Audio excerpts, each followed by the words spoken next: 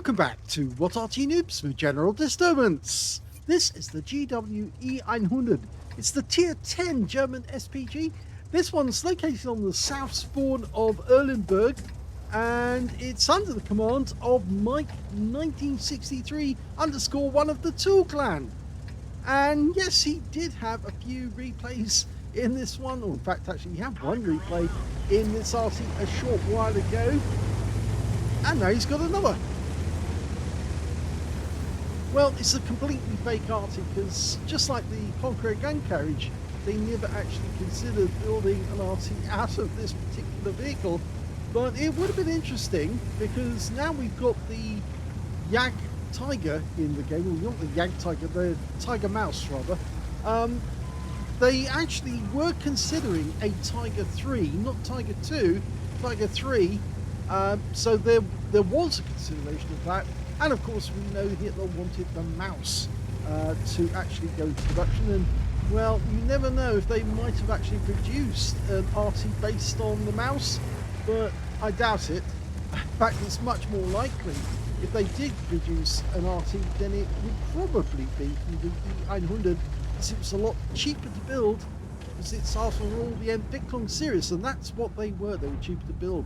Well, he's a bit rear up and nose down on this one, which means he's reducing his range, but he's still powerful enough to get a shot on target and pick up some hit points from the Kampfpanzer 7. 183 from that shot. Now, standard reload 37.39 seconds. We can see that Mike's got it down to 29.38 on this one. Plenty of ammo. You know, he might have been able to take this Arty out onto the east side of the map. We've got lots of tanks over there, and the good thing about taking it over onto the east side is you can shoot sideways through the gaps in the buildings, and the enemy tends to use those gaps in the buildings to hide from our tanks when they're moving up. You can probably see that. So there's somebody who's parked in the trees over at, say, J9 or J0, actually preferably J0 in the trees there. You can actually shoot straight through the gaps onto these guys, and there's nothing they can do to stop it, you see, because there's nowhere else they can park. So always consider that as an option from a firing position perspective, because if you can get to that spot, then there's a lot of places you can hit where the enemy doesn't want you to hit them. Rats out. That was close to the Manticore. Again, if you're new to the channel, you'll probably hear me say rounds out quite a lot, and there's a good reason for that. The reason is actually that Arty shells do take quite a long time to reach their target. If you've ever been on a battlefield and looked out and you've seen an Arty fire, you'll see the shell arcing through the sky really high into the sky, and it does take some time for the shell to reach its target. It's got a long distance to travel. At this particular moment, we can see that the mods are actually showing that the flight time for the shell is about 2 seconds. So that's quite some time for the shell to reach it. It always seems to be longer, actually, when you're looking at it. You think, oh, it must be 3 or 4 seconds for the shell to get there. But that's only on the really long flight shells, which are from one end of the battlefield to the other. And that can be as long as 4 seconds. That was very good as well, because he actually managed to put the shell behind the enemy to shield the teammate from the damage and stun. Okay, changing position. So it is important to sometimes say, when I see that reticule suddenly explode outwards, then I know that a shell is in the air, and then you've got obviously a couple of seconds before the shell arrives. He's dialing in the reticule now. Line it up correctly to get the right spot. He fires. Direct hit. Unfortunately, that time the E3 did get stunned, but the Minotauro was stunned as well. Unfortunately, it looks like our E3 is about to go down, though. And in fact, yes, he did go down. In fact, he was taken out by the enemy Arty, so that was the reason why. The enemy Arty in this game is a batch out 155.58 with the autoloader and a T92 HMC, the Tier 10 American. Okay, this 60 TP is a one-shot.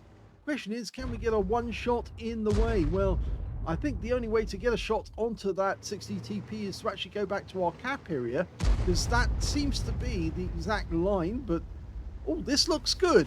This looks very good. AMX-30B moves into the blast area, which is actually quite considerable blast area.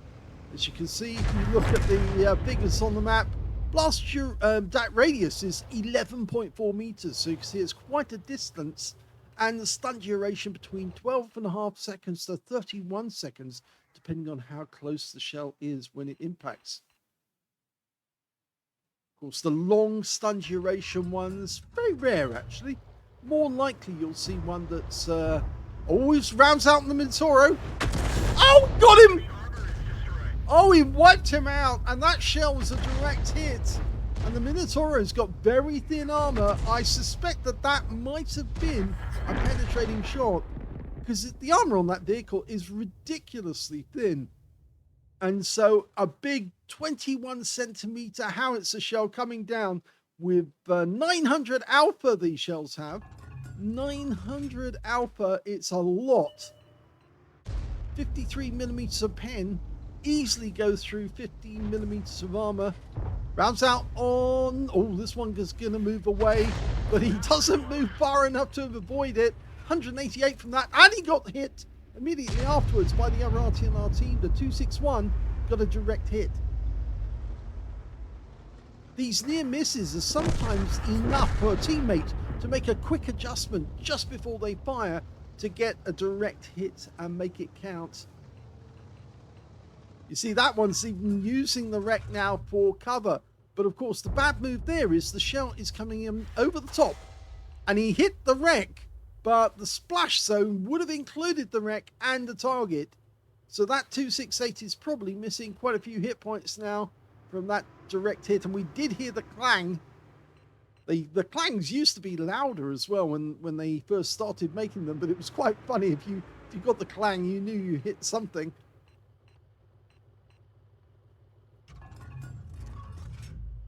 He's loaded, going back to the wreck, but he's going to put the shell alongside the wreck. No, he's changed his mind. The 60 TP has reached the other end of the map, and now he can get a direct hit if he tries. Just dialing in, let it settle, extends the aim so it goes over the target. The shell has to go through the target to hit, and he got him. It wasn't a direct hit. The shell exploded just before the 60 TP, but the splash area was enough, and it took the 60 TP out. So that's his second kill of the game. Already up to 1,000 hit points of damage, but the game's halfway gone. He's looking to get another one, and this time round it'd be nice if he could get the Minotauro, but the enemy Arty's just been spotted, and he's on his way into the tree line, and it's actually taken out by our oh, it's not our 268, it was our Manticore who got him. Rounds out on that spot near the 268. No joy on that. Or at least we didn't know, because we couldn't see the 268. But we can certainly see this Minotauro. Now, one of the good things about this Arty is it does carry enough rounds. 30 rounds of ammunition. And a lot more of the tier 10 Arty should carry enough rounds so they can keep firing all battle long. There are a couple of Artys that don't carry enough. The Object 261 is one of them. The T92 is the other. He's just got another kill. The Minotauro, he took him out with a splash. He landed the shell right alongside the guy, and he's out the game. So that's 3 kills now. He is the lead scorer on his team. And of course, that's what Arty does. We're the lead supporter for the tanks, because we're the ones whittling away these barrels. So once they're out the game, that's it. They're no longer firing at our teammates and allow our teammates to then go in. Oh, he fired a shell and then looked away afterwards. He didn't bother to check if that one was a direct hit. Well, that Gorilla's in trouble, and now he's found the other Arty, but we're in reload. And so probably the 261 might get a shot. He does pick up some damage. The EPR comes through, kills the Gorilla, but the Batchat's still on the move. Now, can we get a kill shot? Well, the Batchat did fire one round, but he goes out the game, and ow, we hit our own teammate there. The EBR 105, he won't mind that. Well, he probably will, but he probably holds a grudge against all Arty anyway.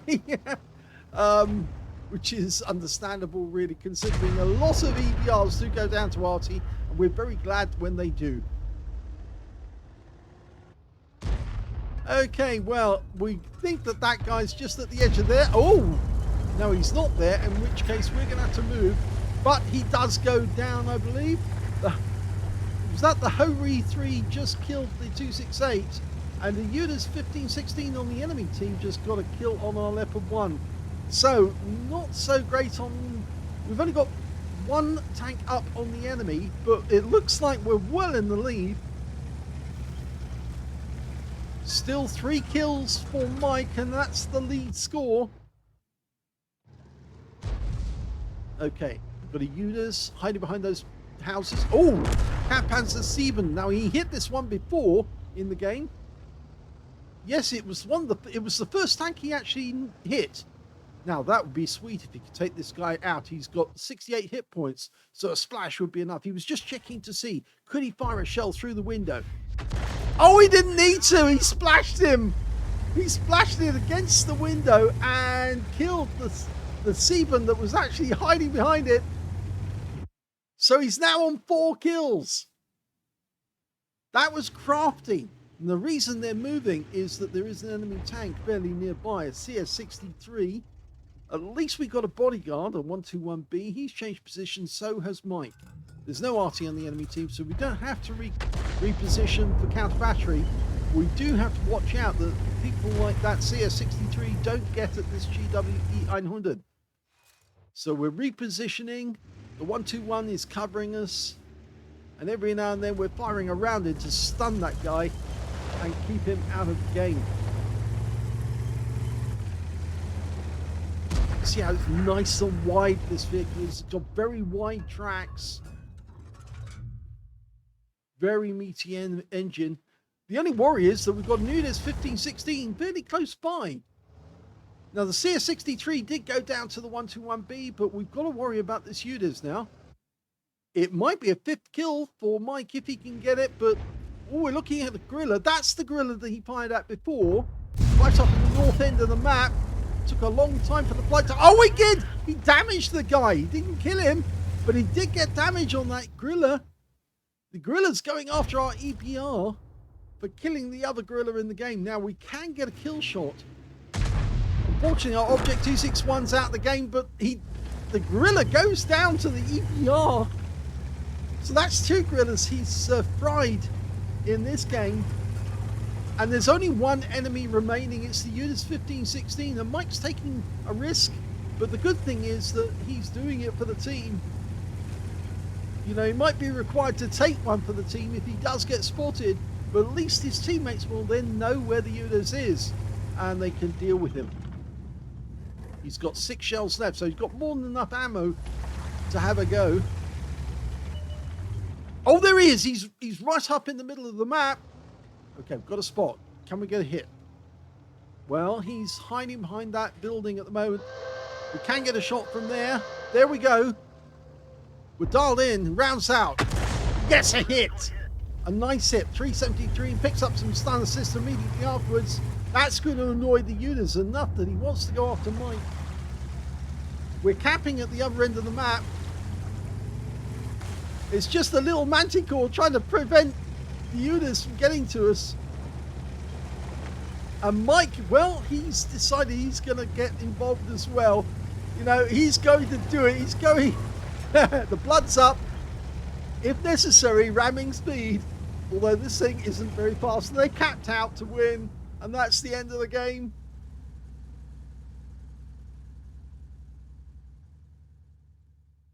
Here's the end of battle stats, and that was the second-class tanker for Mike 1963_1 of T0OL in the GWE 900.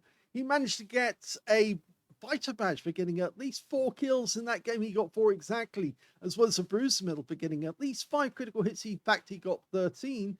And his win rate was 1,422. Now, that may not sound a lot, but then he did do a lot of damage to the enemy.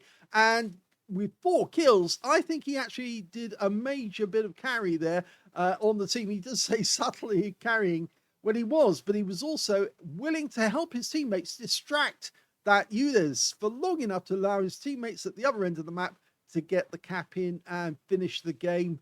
with a victory. So yes, he was doing his job. And if he couldn't take out that UDES, he was certainly going to keep him busy.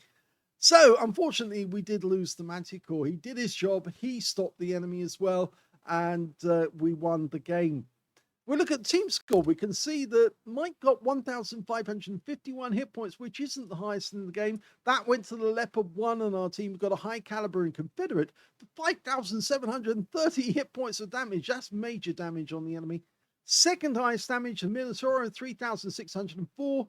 Third highest damage, the AMX-30B on the enemy team with 3,536. So not a huge amount of damage. But as I say, there are some places on the map you can go to where you can get serious damage on the enemy by firing shots time and time again through the gaps, direct hits on the enemy, clock up that damage by using the right firing position. When it came to kills, well, Mike certainly scored that one. 4 kills to him, 3 kills to the EBR on his team, 3 kills to the UDES 15-16 on the enemy team, the last one on their team to survive. So yes, he got the top in one of the columns. The next highest after that was the 2 kills for the Minotaur, the 268 and the Object 63. So he was a dangerous customer, that one. And when it came to base XP, it's the EBR. Yes, that guy killed 2 Gorilla 15s in the game. So it was actually very useful. He also killed the Batchat 155-58 before Mike could get his hands on him. 1,094 base to him, the only player to get over 1,000, but Mike was second with 828, and in third place, the 121B, our Guardian, he got 810 out of that one, so he was a very good player as well. 20 shots fired, that is loads of ammo, but you see, as I've been saying during the game, we need more of the tier 10s to have at least 30 rounds apiece so they can keep firing all battle long, especially the T92 HMC and the Object 261. 3 direct hits on the enemy, 1 penetrating shot. Now, can I work out which one that was? Well, it's got to be the Manticore, isn't it? Yes, it is the Manticore. Yeah, that one was the direct hit on a very lightly armed vehicle with a huge 21-centimeter shell. That literally was probably bigger than the hatch for the... Well, it wasn't bigger than the hatch. No, the hatch is probably a bit bigger, but, you know, it went straight through the vehicle and there was no chance for them to stop that one. No way that they could bounce it. In fact, I think it would make the Minotauro bounce. But anyway, he did get 1 direct hit on an enemy with a penetration shot, 17 splashes. So that's a huge number of splashes. So he really was working that one. 1,551, all of it at more than 300 meters. Damaged 9 of the enemy, killed 4. Did 1,826 hit points of damage, stun assist of 13 stuns. It's a pity he didn't actually get a Confederate, because with 9 and 4, the difference is only 5, and there is a player who did actually get a Confederate. That was the Leopard. If we quickly look at his details, he was 8 and 1, so we needed 7 difference in order to beat this guy, and he was good. 4944 was his win 8, 2 medals, top of the team when it came to damage. So very well done by him. But yes, I think Mike might have been able to get a Confederate if he was able to get another shot on a target. Well, I think some of the targets he actually aimed at, they got taken out by his teammate before his shell arrived. So, in fact, I think that did happen. Was it? No, the Manticore did hit. I'm just thinking of another target that was actually taken out before his shell arrived. Can't think of it at the moment. But anyway, he did earn 5,294 credits out of the game. Not a huge amount, but then it was early on during the holiday op, so he wasn't earning a lot at that stage, but he's probably earning almost as much now from the battle as from holiday ops. 7 bonds because it was tier 10 and 2,484 experience points out of the game. So, yep, Mike is continuing to play the GW E900, and I think he wants to get a few marks, or at least he wants to get a few medals out of this one. He's getting better and better at it, and it's like the Object 261. It becomes addictive, even though it's a slow Arty. The GW E900 is fun, and you can get ram damage out of it because it's a very heavy vehicle. I mean, people forget that this is a 100-ton tank. if a 100-ton Arty rolled down onto you, I think you'd know. In fact, we have seen in one of our battles, and I think a lot of people have watched that video now, of a GWE 100 ram killing a Minotauro. Was it a Minotauro? Or one of the Italian tank destroyers to death on a hill. Admittedly, he was going downhill at the time, but it was very, very funny. You don't often see that sort of thing happen, and we are getting more and more ram kills by Arty. Yeah, don't be afraid to ram kill. If you do hit an enemy tank and knock off some of their hit points, go for the ram kill. Try and make it as funny as you can, even if you just have to sideswipe the guy as you go past him. Miss him, but then turn suddenly and sideswipe into him. And that will actually do less damage to you, but it could be fatal to the enemy Arty. So yes, do consider it. I hope you enjoyed that replay. If you did, please give this video a like, do subscribe to our channel, leave a little comment down below because it feeds the algorithm, and thank you for watching.